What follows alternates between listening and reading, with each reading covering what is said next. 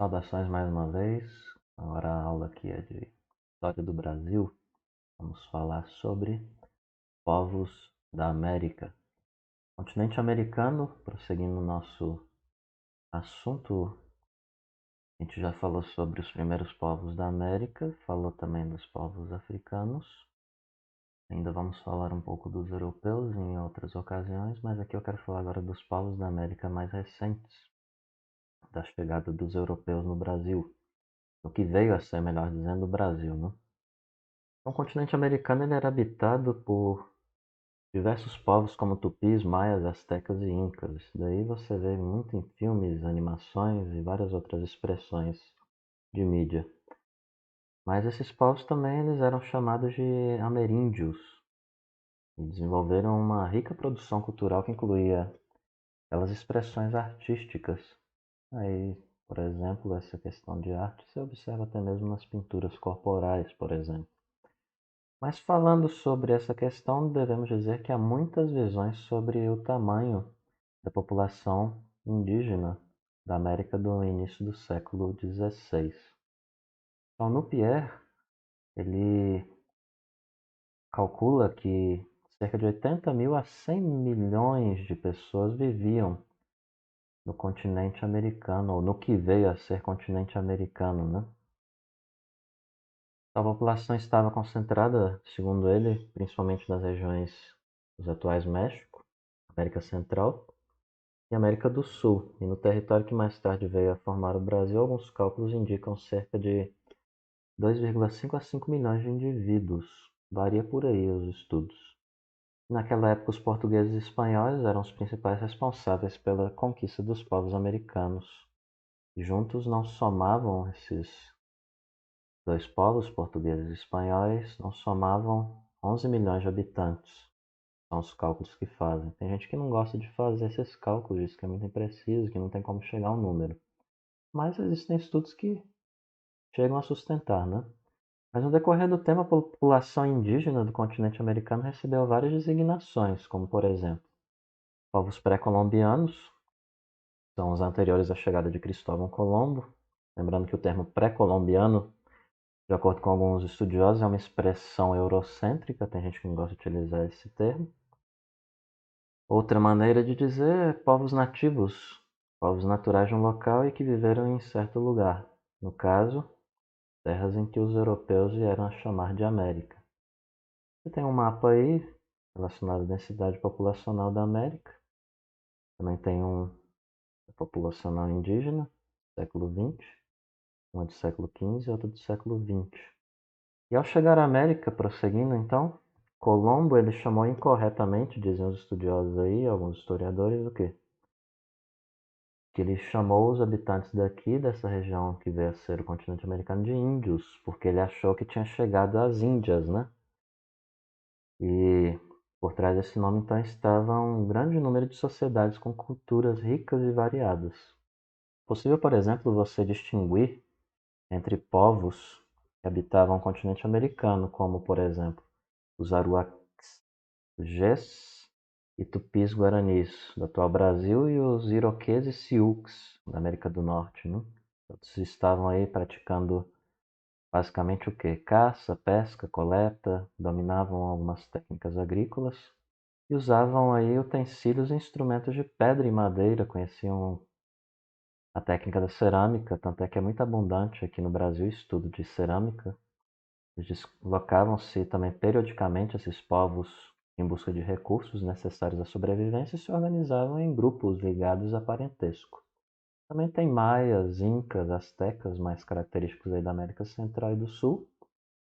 Também tinham um domínio de técnicas agrícolas, mas só que mais elaboradas, tinham conhecimentos significativos sobre arquitetura, matemática e astronomia, tanto é que basta se lembrar aí das grandes obras que esses povos fizeram por aí, né, na América. São semelhantes à discussão dos zigurates que estávamos tendo lá na matéria de História Geral. E além disso, eles desenvolveram um governo bem centrado, exceto os maias, e sistemas de escrita bem próprios, com exceção dos incas. E aí uma pintura de Jean-Baptiste Debré, com perfis indígenas, né? E aqui a gente vai falar sobre os tupis, agricultores habilidosos. Então, no começo do século XVI, os portugueses eles chegam naquilo que veio ser o Brasil, né? E o que eles encontraram aqui? Povos tupis que ocupavam longas faixas ali dessa terra, né? Essas áreas litorâneas e partes do interior também, acompanhando o curso dos rios. Os tupis eram parentes dos guaranis, que habitavam aquilo que veio a ser atualmente Uruguai, Paraguai, norte da Argentina e sul do Brasil. Os indígenas eles viviam perto de rio e do mar, obviamente por questões alimentícias, né, vão dizer alguns historiadores, por conta do fato de serem pescadores habilidosos, e que inclusive desenvolveram embarcações como a canoa e a jangada. Além disso, eles praticavam uma agricultura de subsistência com o objetivo de produzir alimentos para satisfação das necessidades do grupo, com mandioca, milho, batata doce, feijão, amendoim, tabaco, abóbora, algodão, pimenta, abacaxi, mamão, erva mate, guaraná e também vários outros alimentos. E muitas dessas plantas, elas eram introduzidas aí depois mesmo, né, em outras partes do mundo, como por exemplo é o caso do milho e da mandioca. E na preparação do solo eles usavam um sistema chamado Coivara. Acho que eu digitei errado aqui no slide. Coivara. Coivara, na verdade. Os homens derrubavam árvores com seus machados de pedra e limpavam o terreno com queimadas, abrindo então clareiras na mata e as mulheres se dedicavam ao plantio. Os tupis, então, eles construíam aldeias formadas por cabanas de madeira cobertas com palha. Aí a gente ainda encontra questões características hoje entre os índios, né, os indígenas. Tem gente que não gosta de utilizar o termo índio porque também é eurocêntrico. Vou entrar no mérito. Aqui tem questão a ver com semântica, entendimento, interpretação, um monte de coisa envolvida. Você pode considerar ou não para usar esse termo. Mas você tem aqui então o fato de que eles podiam se deslocar por várias regiões e por vários motivos, como por exemplo o desgaste do solo, diminuição das reservas de caça, bem como as disputas internas entre os grupos rivais ou a morte de um chefe.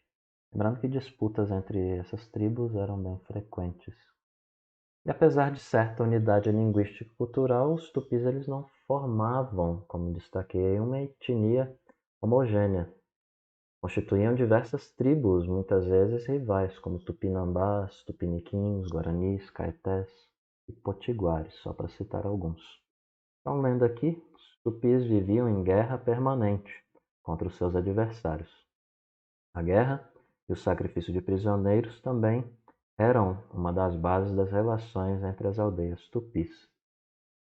Então a gente pode falar aqui que a guerra e o sacrifício era também uma das bases, né? Essas relações entre as tribos aí é algo bem comum. Temos mais algumas imagens aí para contribuir para aquilo que nós já falamos em palavras. Agora falamos da diversidade entre os indígenas, mencionando aqui a figura do antropólogo Júlio César Melatti, o qual fala da classificação dos povos indígenas do Brasil como sendo um desafio. E eis o que ele diz: categoria índio abrange populações muito diferentes entre si, seja do ponto de vista físico e linguístico, bem como também dos costumes. Para tornar a diversidade compreensiva, o entendível, né? Os estudiosos têm tentado ordená-las por meio de classificações que têm sido realizadas sob diferentes critérios, como diversidade biológica. Os índios do Brasil, quando olhados numa perspectiva biológica, não constituem um todo homogêneo. Qualquer pessoa pode constatar que em muitos grupos tupis ou tupi, os indivíduos apresentam estatura sensivelmente baixa, que entre os timbira predominaram estatura média e de corpo delgado, que os índios do Alto Xingu são bem mais corpulentos. Mesmo entre os membros de um mesmo grupo tribal, as diferenças podem ser grandes, já que as relações entre tribos amistosas ou hostis levaram a intercruzamento sexual. Diversidade linguística. Não é raro encontrar pessoas que acreditam que todos os índios do Brasil venham a falar, ou que falem, né? Tupi. Na verdade, muitas outras línguas são faladas pelos índios no Brasil, mas a crença de que o tupi é a única ou a mais importante É uma explicação, é que os conquistadores portugueses encontraram todo o litoral brasileiro ocupado por índios entre os quais predominava uma língua tupi. Essa foi a primeira língua nativa que os missionários aprenderam, ela se afeiçoando e adotando uma atitude de desdém para com outras línguas que não compreendiam, chamando as tribos que as falavam de povos de língua travada. A primeira classificação das línguas indígenas do Brasil foi aquela que as distribuía em línguas tupi e línguas tapuia. A classificação se deve aos primeiros colonizadores, que adotaram os primeiros, ele diz aqui, preconceitos, né, dos índios. Tem historiador que discorda dessa ideia, só para informação do meu ouvinte, contra os demais, assim quanto as línguas classificadas como tupi relacionavam entre si. As classificadas como tapuia eram as mais diversas, completamente diferentes umas das outras e que os missionários a eles não interessava conhecer. Então, essa classificação aí durou por muito tempo até que von Martius, no século XIX, demonstrou que as línguas tapuia não formavam um todo homogêneo, e assim se foi a pouco, chegando à conhecida classificação das línguas dos índios do Brasil em Tupi, Jé, Caribe, Aruac, sempre presente nos livros didáticos de história do Brasil, e o termo tapuia perdeu cada vez mais sua razão de ser. E por fim, diversidade dos costumes. Etnologia, ela não se vale apenas das classificações linguísticas, mas também de classificações etnológicas, como são as divisões em áreas culturais. A área cultural é uma região que apresenta certa homogeneidade quanto à presença de certos costumes e de certos artefatos que a caracterizam. Muitas são as tentativas de classificação dos indígenas em áreas culturais. Agora, deixando um pouco essa discussão, falemos aqui agora então dos maias, conhecidos por suas cidades, templos. Então, a civilização maia ela foi desenvolvida, conforme destacado aí, né, na península de Yucatán, onde hoje é a Belize, Honduras e parte do México e da Guatemala, na América Central. Predominância no mapa aí está, de acordo com algumas pesquisas, nesse verdinho aí, ó, destacado. Eles alcançaram um apogeu ali no século VII, e os restos mais antigos da presença deles nessa região, de acordo com alguns datadores, é de 7000 a.C. E a economia deles era baseada em milho, feijão e batata doce, e eles eram comerciantes. Não conheciam o uso do ferro, nem da roda, do arado, e nem do transporte por animais. A sociedade era dirigida por sacerdotes, os quais coordenavam a construção das cidades, as quais eram conjuntamente templos. Eu observo, até falando dessa questão dos animais, muitos achando que na América, alguns nativos, que aqueles homens montados em cavalos eram um ser divino, um ser diferente, e ficavam alguns até aterrorizados, né? Nunca tinham visto aquilo. Alguns relatos de historiadores com essa interpretação, né? Mas prosseguindo, a gente chama então as cidades maias aí como cidade-templo, né? Ou cidades-templos. Lembrando que a maior parte da população vivia era na periferia ou no campo. Cidade-templo por conta dessas edificações, né? Construção da cidade aí, dirigida por sacerdotes e sociedade, melhor dizendo, dirigida por sacerdote, a construção das cidades, né? Então os maias eles tinham conhecimentos matemáticos bem sofisticados, né? Um calendário preciso e um sistema de escrita que usava um conjunto de sinais gráficos, glifos, que eram gravados em pedra, cerâmica e inclusive madeira. Então eles desenvolveram a pintura mural, arte de cerâmica, e na época dos colonizadores espanhóis, quando eles chegaram, no fim do século XV, a civilização maia já estava no processo de dominação pelos astecas. Você tem um objeto arqueológico. E falando agora da civilização asteca, que se desenvolveu a partir do século XII, onde hoje é o atual México, né? E sua capital era a cidade de Tenochtitlan, atual cidade do México, povo guerreiro, né? Os astecas ou mexicas, daí a origem do nome México, eram governados por um rei poderoso. Plantação aí, o que eles mexiam? Mexiam com milho, feijão, cacau, algodão, tomate, tabaco. Comercializavam o quê? Tecidos, peles, cerâmica, sal, ouro e prata. Não conheciam ferro, Você vai ver bem semelhantes aqui, né? O povo anterior, roda, nem usavam animais para transporte de carga. Dominavam técnicas de trabalhos manuais em ouro e prata, ourivesaria, né? E técnicas de cerâmica e tecelagem. E, acima de tudo aí, o que ficou mais conhecido foi o quê? A construção de grandes templos também, né? Desenvolveram uma forma de escrita pictográfica e ideográfica, sistema numérico e calendário próprio. Quer saber mais um pouco sobre essa questão de pictográfica, escrita, ideográfica?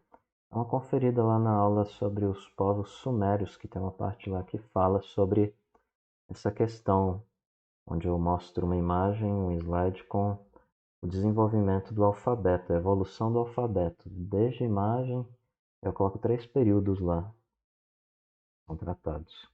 Então, esses indivíduos aqui, os astecas, eles praticavam sacrifícios humanos em rituais religiosos. Lembra muito também, né? Algumas culturas ali do Oriente Antigo Próximo.